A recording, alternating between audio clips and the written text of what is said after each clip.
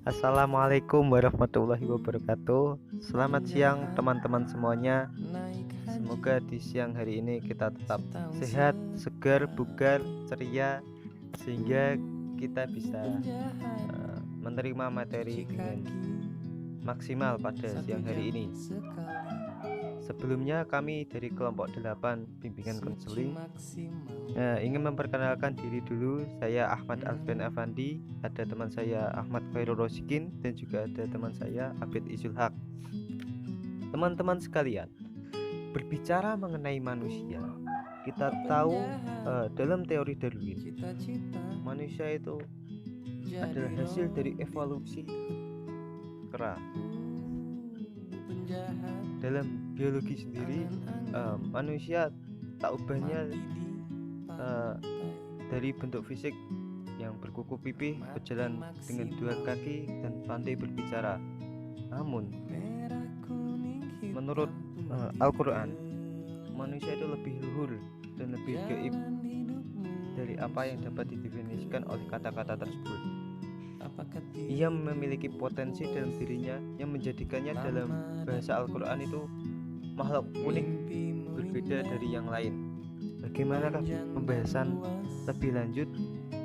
Kemudian bisa teman-teman dengarkan penjelasannya oleh saudara Abid Izul Haq. Baik, langsung saja. Terima kasih. Yang pertama, pengertian manusia sebagai makhluk bidimensional. Apa itu bidimensional?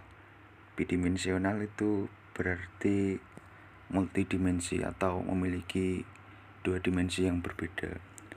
Nah, dalam kasus ini manusia adalah makhluk bidimensional, alias makhluk yang memiliki 2 dimensi, yakni dimensi fisik atau jasad dan dimensi psikis atau rohani. Pada hakikatnya manusia terdiri dari 2 unsur ini. Unsur jasmani yakni segala sesuatu yang berhubungan dengan yang terlihat oleh mata telanjang atau fisik. Sedangkan unsur rohani adalah segala sesuatu yang berhubungan dengan hal-hal gaibiyah atau yang tidak bisa dilihat dengan mata telanjang, seperti arwah, akal, qalb, dan nafas.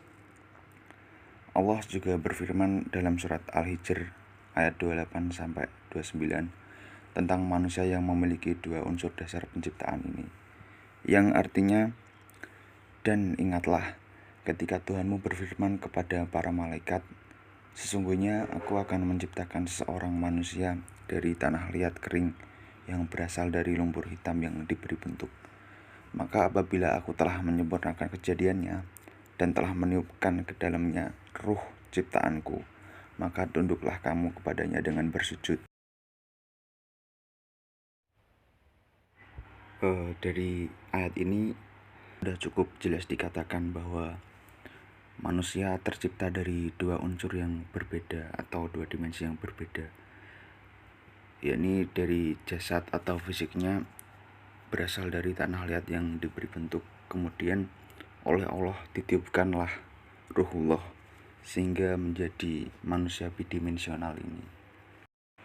Lalu menurut Said Qutb dan Ali Syariati, penciptaan manusia membawa suatu sifat dasar yang bersifat ganda.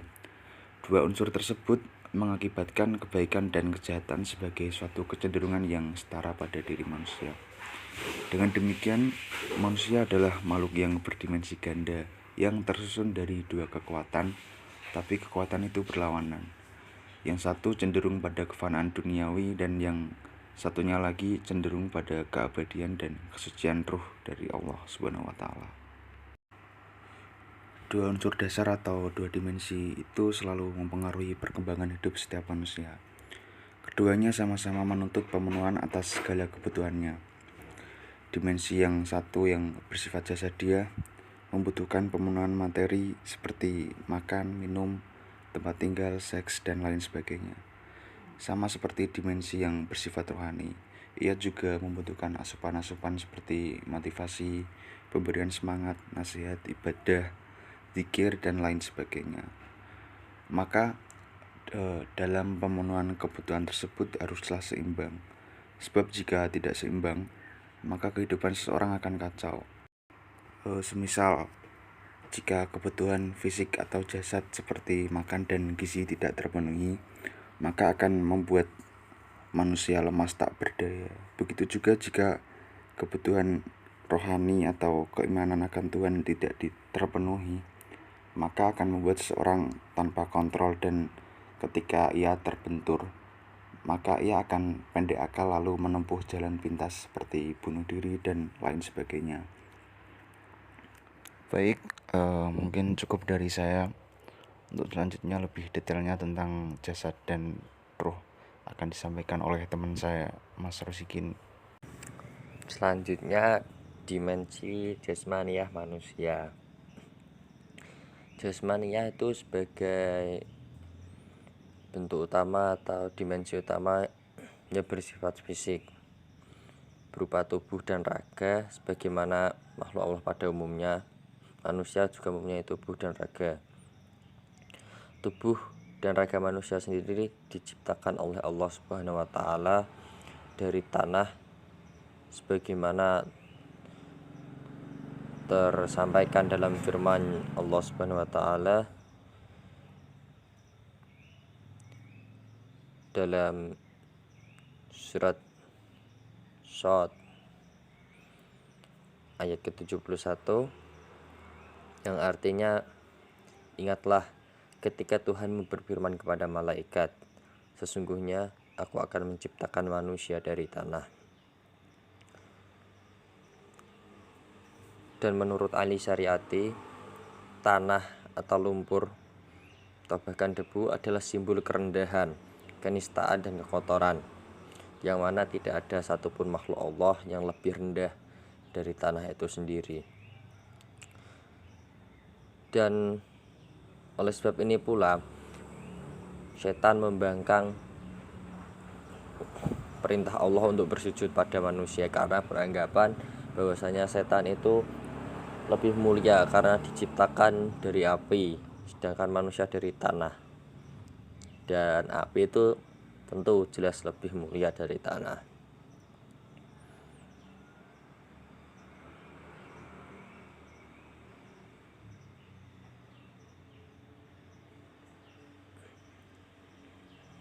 Manusia dalam keadaannya pada dimensi jasmaniah ini tidak akan mengalami perubahan atau stagnan. Ia tetap sebagai makhluk yang mempunyai kaki dua, rambut, dan sebagaimana yang kita miliki sekarang, memiliki definisi yang sama sepanjang sejarah, tanpa perubahan karakteristik dan perilaku, tidak berkembang secara kualitatif, yang mana menjadikan manusia itu selayaknya binatang, persis seperti binatang. Dalam Al-Quran, manusia dalam dimensi jasmaniah dituliskan dengan kalimat al-bashar, yang mengindikasi bahwa konteks tersebut berarti dimensi material manusia yang suka makan, minum, dan sebagaimana perbuatan hewan lainnya. Kata besar dalam Al-Quran disebutkan sebanyak 36 kali dalam bentuk tunggal maupun dan juga sekali dalam bentuk mustana atau dua, untuk menunjuk manusia dari sudut lahiriahnya serta persamaannya dengan manusia seluruhnya. Karena itu Nabi Muhammad pun diperintahkan untuk menyampaikan keserupaan beliau Nabi Muhammad, bahwasanya semua manusia termasuk Nabi pun itu adalah sama dalam dimensi jasadiahnya. Tuang dalam Quran surat Al-Kahfi ayat 110, yang artinya, katakanlah wahai Muhammad, sesungguhnya aku Muhammad ini hanya seorang manusia seperti kamu yang telah menerima wahyu bahwa sesungguhnya Tuhan kamu adalah Tuhan yang Maha Esa. Maka barang siapa berharap pertemuan dengan Tuhannya, maka hendaklah dia mengerjakan kebajikan dan janganlah dia menyekutukan dengan sesuatu pun dalam beribadah kepada Tuhannya. Di situ tampak jelas bahwasanya Nabi Muhammad pun itu disuruh memberitahukan bahwasanya dia secara jasad dia hanya selayaknya manusia biasa. Dimensi jasad sendiri tidak akan membuat manusia itu berharga atau lebih baik daripada yang lain. Karena apa? Karena raga manusia sendiri itu murah. Pernah ada suatu praktikum yang membutuhkan mayat manusia, itu tidak mahal, hanya 1,5 juta atau berapa. Berarti diri kita itu tidak mahal secara fisik ya. Maka jangan suka beda-bedakan, ini hitam, ini rasis dan sebagainya, itu tidak boleh. Karena apa ya, pada dasarnya kita itu sama, dari tercipta yang lemah, dari tanah yang hina, ataupun yang menurut biologis kita tercipta dari air mani, betapa hinanya juga barang itu. Yang kedua, dimensi rohaniyah manusia. Dimensi rohaniyah ialah suatu potensi yang mengandung energi cahaya ketuhanan, yang mana dalam diri manusia berupa ruh yang punya potensi metafisik yang terdapat dalam tubuh manusia, dilengkapi tergantung pada kebaikan, yang selalu mengajak kita kepada kebaikan.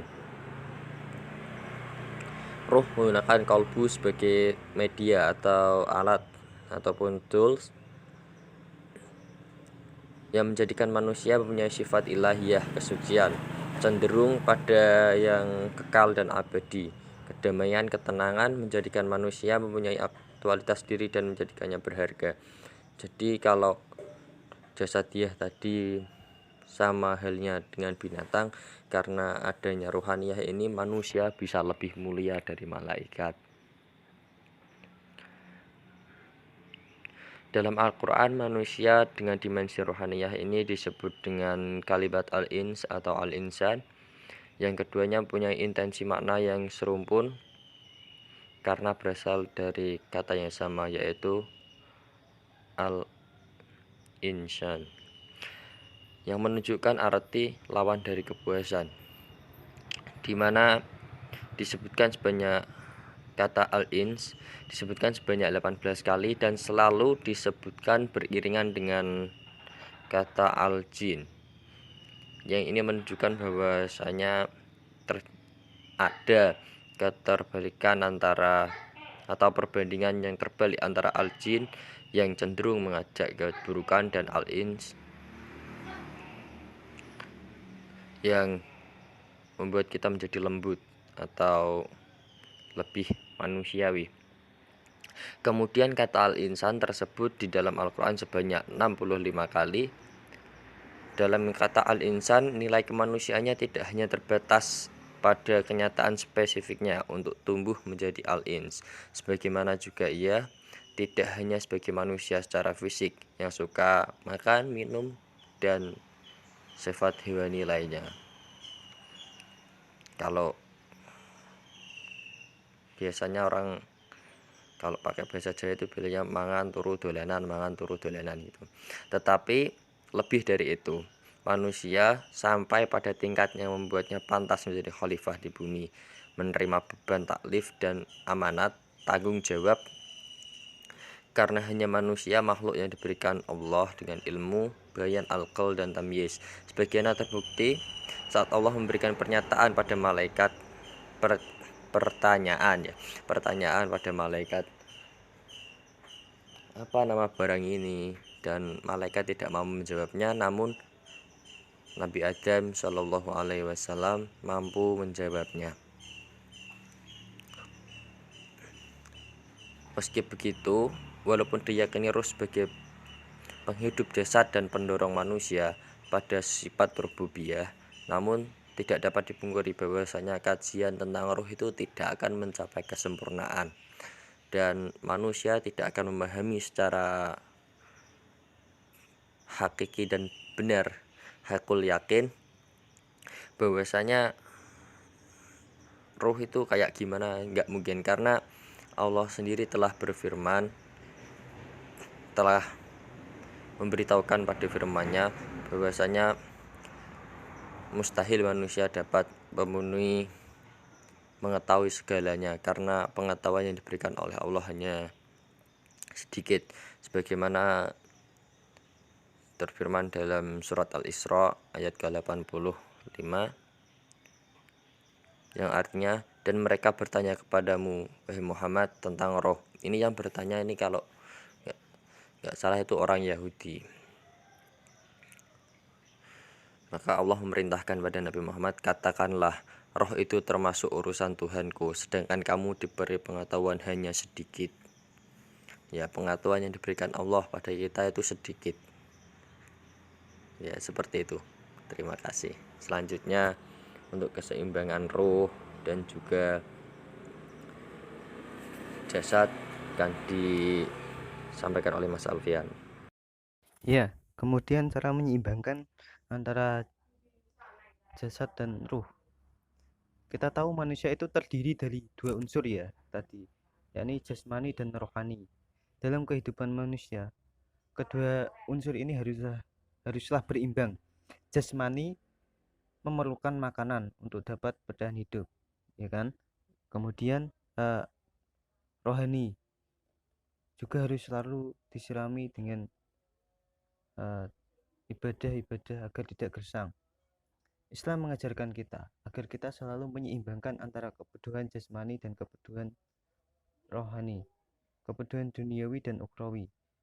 Dalam surat Al-Qasas ayat 77 Allah Subhanahu wa taala berfirman, "Dan carilah pada apa yang telah dianugerahkan Allah kepadamu sebuah kebahagiaan di negeri akhirat, dan janganlah kamu melupakan kebahagiaanmu dari kenikmatan duniawi, dan berbuat baiklah kepada orang lain sebagaimana Allah telah berbuat baik kepadamu, dan janganlah kamu berbuat kerusakan di muka bumi, sesungguhnya Allah tidak menyukai orang-orang yang berbuat kerusakan." Terkait dengan ayat di atas, Imam Al-Nasafi menyatakan, "Dan carilah harta kekayaan yang telah dianugerahkan Allah kepadamu untuk kebahagiaan di negeri akhirat, dengan cara mendermakan harta tersebut kepada para fuqara, bersilaturahim, dan mentasarrufkan ke jalan kebaikan. Dan janganlah kamu melupakan kebahagiaanmu dari kenikmatan duniawi dengan mengambil yang dapat mencukupi dan memperbaiki kebutuhan duniawimu." Menurut Sayyid Qutb, ayat ini menunjukkan betapa sempurna dan seimbangnya tatanan atau petunjuk ilahi. Ia mengajarkan agar orang yang berharta mendermakan hartanya untuk kehidupan akhirat. Di sisi lain, Allah tidak melarang, bahkan mendorong manusia untuk mengambil bagian dari dunia, sehingga manusia ini tidak terlalu bersikap zuhud atau meninggalkan dunia yang bisa berakibat pada lemahnya dirinya dalam kehidupan ini. Dalam sebuah hadis riwayat Anas ibnu Malik, Rasulullah SAW pernah menjenguk seseorang yang sakit parah. Kemudian Rasulullah SAW bertanya kepada yang sakit itu, "Ya fulan, mengapa engkau tidak berdoa atau memohon kesembuhan kepada Allah?" Orang tadi kemudian menjawab, "Sudah ya Rasulullah, saya memohon kepada Allah. Ya Allah, jika keadaanku demikian, ya Allah, jika keadaanku demikian terus dan kehidupan akhirat lebih baik bagiku, maka segeralah ambil nyawaku." Rasulullah SAW bersabda, "Janganlah demikian. Mengapa engkau tidak berkata, Rabbana atina fid dunya hasanah wa fil akhirati hasanah wa qina adzabannar?" Rasulullah kemudian mendoakan kesembuhan orang tadi, kemudian ia sembuh dan hidup normal kembali. Menurut Imam Al-Ghazali, puncak kesempurnaan manusia ialah seimbangnya antara akal, hati dalam membina ruh manusia. Contoh-contoh berikut ini adalah orang yang tidak bisa menyeimbangkan antara akal, ruh, dan hati. Yang pertama adalah manusia ateis. Ini kita tahu orang yang kurang percaya terhadap adanya Tuhan. Orang-orang ateis mengandalkan pada akal rasionalnya. Kemudian yang kedua adalah manusia materialistis, manusia yang condong pada kehidupan duniawiyahnya. Kalau dalam bahasan kali ini dia lebih condong kepada jasadiahnya. Kemudian yang ketiga adalah manusia panteis, kebatinan, yakni adalah orang-orang yang bersandar pada hati dan batinnya saja. Semua didasarkan pada semua adalah kehendak Tuhan, semuanya adalah wujud dari Tuhan. Kemudian Ibnu Qayyim al-Jauziyah pernah berpendapat bahwa untuk mengatasi semua aspek tersebut, ia menyarankan 3 pendidikan, yakni yang pertama tarbiyah ruhiyah, yakni melatih kesempurnaan ruh atau nafs yang menjamin kebahagiaan hanya pada makrifat tentang Allah, mencintainya, lebih mementingkan keridhoannya daripada kesenangan syahwat dan hawa nafsu, beribadah kepadanya dan menaati seluruh perintahnya. Tarbiyah ruhiyah ini mengajarkan kita atau bisa melatih kita untuk lebih dekat dengan Allah dengan cara melaksanakan perintahnya dan juga menjauhi larangan-larangannya. Yang kedua tarbiyah fikriyah, mengerahkan daya dan kemampuan untuk mengembangkan akal atau daya pikir, mendidik dan meluaskan wawasan dan cakrawala berpikir, sehingga pikiran, akal dan otak kita itu tidak tumpul dan tidak tahu menau tentang sebuah hal atau tentang hukum-hukum dalam agama. Kemudian yang ketiga adalah tarbiyah badaniyah, usaha dalam mentarbiyah badan dengan memberi gizi, pengobatan dan olahraga, yakni merawat badan kita yang sudah diberikan oleh Allah Subhanahu wa taala dengan cara mencukupinya dengan gizi yang cukup, jika sakit diobati dan juga olahraga, sehingga dari badan yang sehat itu juga akan berdampak pada rohaniyah yang akan membuat kita lebih enjoy untuk beribadah. Sekian dari kelompok kita, kurang lebihnya kami mohon maaf. Wabillahi taufiq wal hidayah, ya, jika ada pertanyaan atau tambahan bisa ditanyakan pada baju berkilau. Apakah Assalamualaikum warahmatullahi wabarakatuh. Lama dan pulas, mimpimu indah